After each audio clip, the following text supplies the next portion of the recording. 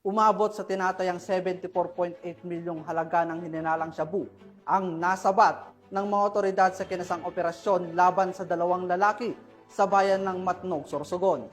Tinitiyak ng mga otoridad na tuloy-tuloy ang kanilang kampanya kontra iligal na droga upang mapigilan ang pagpasok ng malalaking bulto ng ipinagbabawal na gamot sa bansa. Nakatutok dyan si Patrolwoman Vanessa Sol.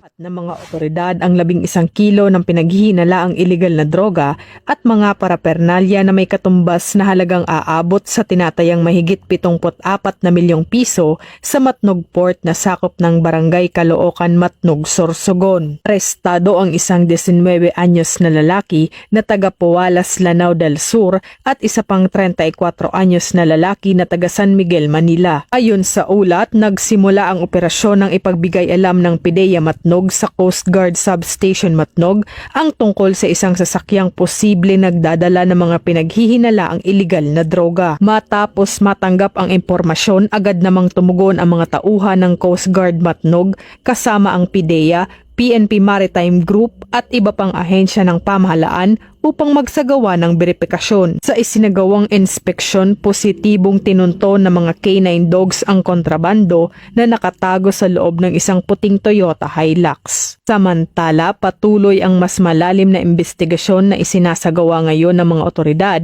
upang matukoy ang lawak ng operasyon at mapanagot ang mga sangkot sa iligal na kalakalan. Haharap ang mga ito sa kasong paglabag sa Republic Act 9165 o ang Comprehensive Dangerous Drugs Act of 2002. Mula dito sa Legazpi City, Albay, ako ang inyong PNN correspondent, Patrolwoman Vanessa Sol, alagad ng batas, taga-taguyod ng Balitang Pulis.